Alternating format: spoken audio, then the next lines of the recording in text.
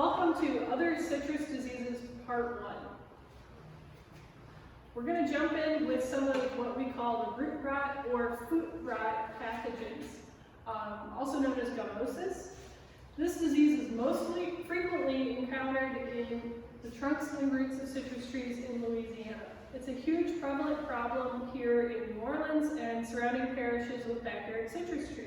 And I bet once we get to the photo section, some of you are going to recognize some of your own trees and what's going on in your home orchards.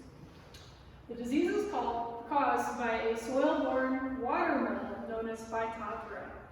It's a fungal-like organism, but it's also a zoospore, meaning that it can move itself through swimming in soil moisture. That's totally weird, but that's how it gets around. The pathogen produces those motile spores called zoospores that splash with the irrigation water and with rain. And unfortunately here in Louisiana we get over 60 inches of rain per year, so this pathogen has ample time to get around. It invades the trunk at the bud unions, resulting in foot rot, and we're going to show you a picture of what that looks like. Wounds or injuries caused to the lower trunk near the soil lines provide an entry site for the Phytophthora pathogen as well.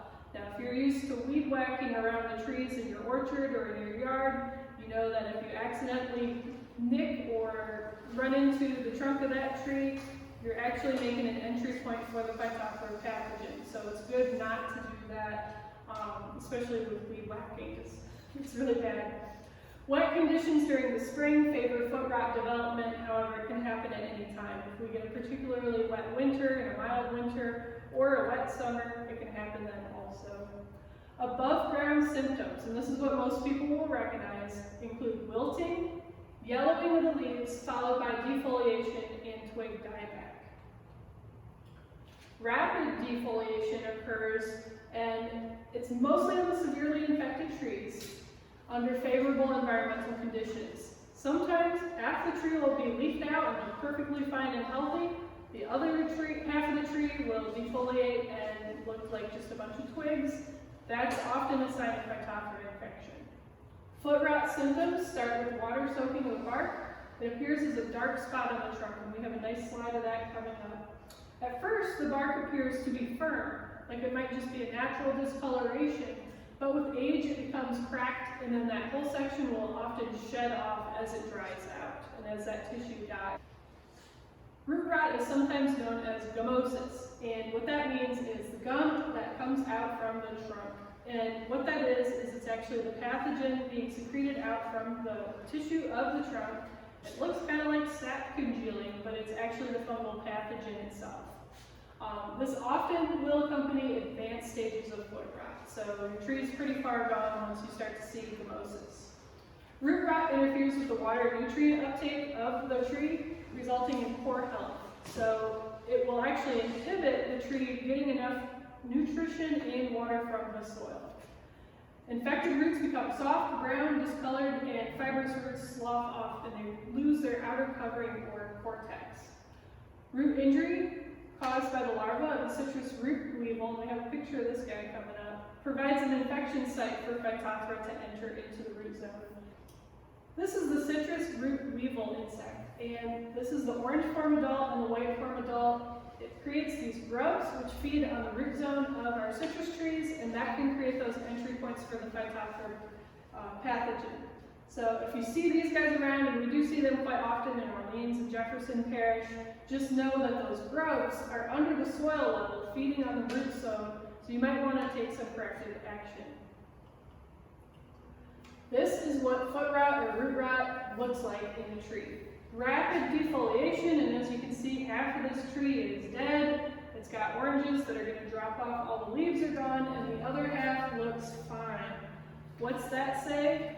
It says that the roots on this half of the tree have Phytophthora, while the roots on this half of the tree are still somewhat healthy. Now this will spread to the other half of the tree, but this is typically what we see. The pathogen will enter in one section of the tree and the corresponding limbs above those infected roots will be the first to go.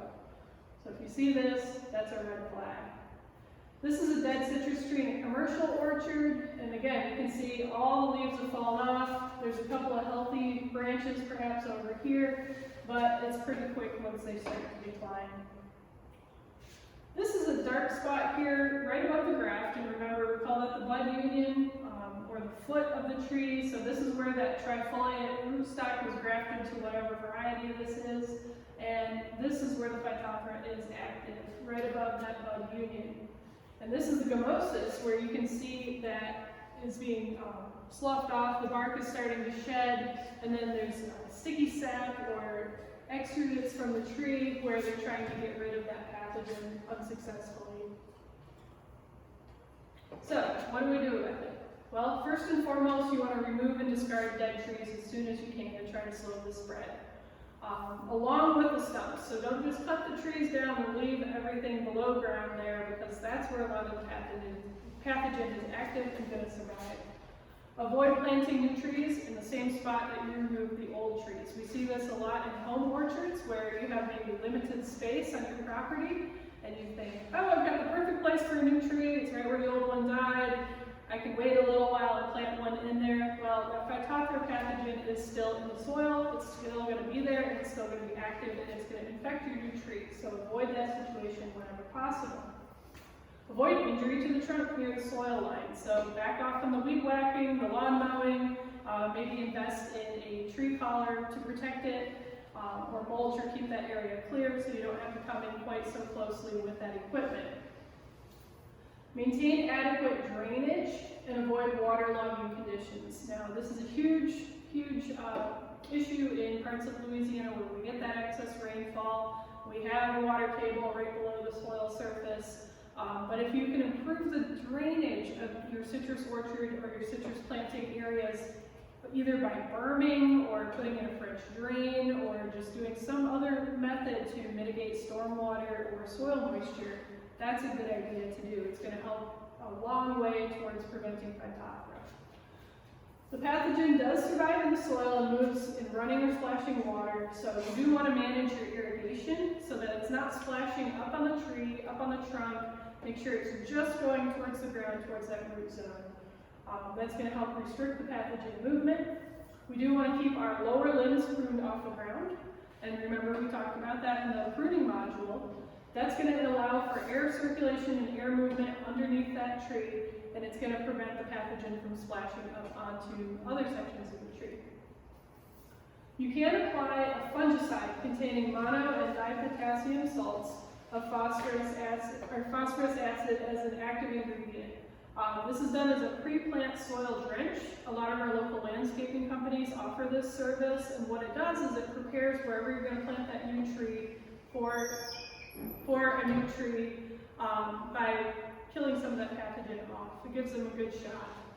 Commercial growers should consult our LSU Ag Center Plant Disease Management Guide. They have access to some more heavy-duty chemicals and products that could work on this as well.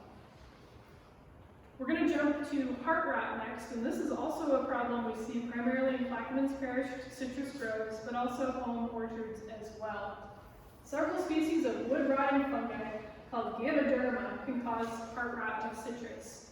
Heart rot occurs when the fungus invades the tree trunk through wounds or an injury at or near the soil line. So again, your weed whacker, your lawnmower, your dog, anything that's damaging that trunk near the soil line can provide an entry point for Phytophthora, but also for Ganoderma, so that's a big no-no. The pathogen kills the tree from the inside out, and once it's in there, there's no cure. After some time, what's called conchs, or mushrooms, appear on the trunk of the infected trees. It's usually the sign that people notice first, thinking, uh-oh, something's off, something's wrong with my tree. Other symptoms related to heart rot include yellowed leaves, defoliation, twig dieback, and general decline of the trees. So very similar to Phytophthora like we just discussed. Infected trees do eventually die. They decline slowly over time. The tree trunks disintegrate and decompose. You know, mushrooms getting into your tree trunk, heart rot, it's decomposing, right? That's part of the natural way soil is created and takes care of old wood, but it's not something we want in our home orchard. So what does this look like? Well, here we've got our citrus tree, and we've got our Ganoderma mushroom popping out from the trunk here. This is a close-up A lot of people know these as shelf mushrooms or bracket mushrooms. It's usually Ganoderma. So this is what they look like. You can't cure heart rot, but you can manage it. And there's no chemical control available. There's nothing you can spray or inject the trees with to control it once it's there. You can completely remove the infected trees. This is a great idea, especially if you have multiple citrus trees, along with the roots and the stumps. You have to get all that material out. Avoid planting in that same spot because that pathogen is still going to be there. Avoid injury to the tree trunk at or near the soil line during and after planting.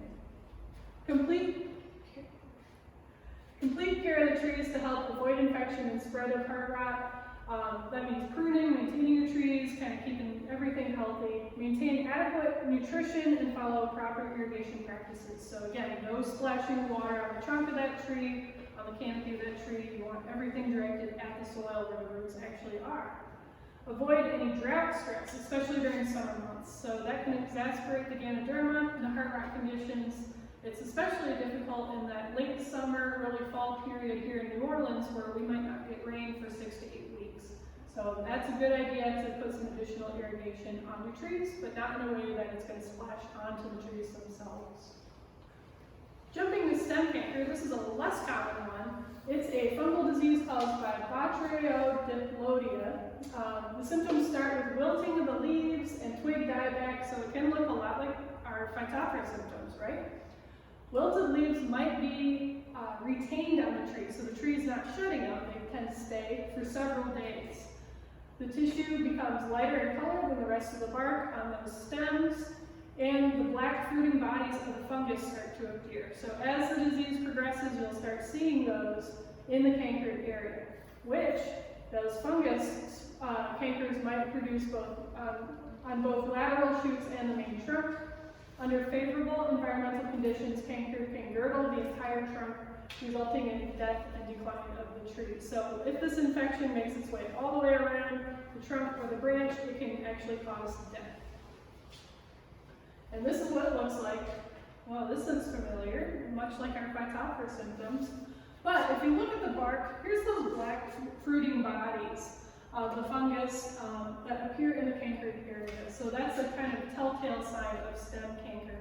And of course, we can test for all of this at LSU through the Plant Diagnostics Center. We just need samples. Your local agents are welcome to walk you through it. There's also a very good website on the LSU website as well, where they can actually tell you for sure if this is what's going on. You can manage stem canker by removing and discarding infected twigs and branches. So some selective pruning might save the tree depending on the extent of the infection. You want to avoid unnecessary injury during the pruning of the trees, so make sure you're pruning properly, you're not leaving branch stubs, you're cutting back neatly to the branch collars, just like we discussed in earlier modules. Clean your pruning and cutting tools with a disinfectant between cuts. Typically that's a 1/10 strength bleach water solution where you're just dipping your tools before you make your cuts. That helps sterilize, keep things clean. There's no effective chemical control available for stem canker, so once they have it, but with some selective pruning and sterilizing your tools, you might be able to get it under control. Maintaining healthy, vigorous trees with adequate nutrition and properly irrigated trees is the best way to avoid this problem. Make sure you post all your questions to the Facebook discussion group. Don't be afraid to show us your sick trees. We might just be able to tell you what's going on and how to fix it.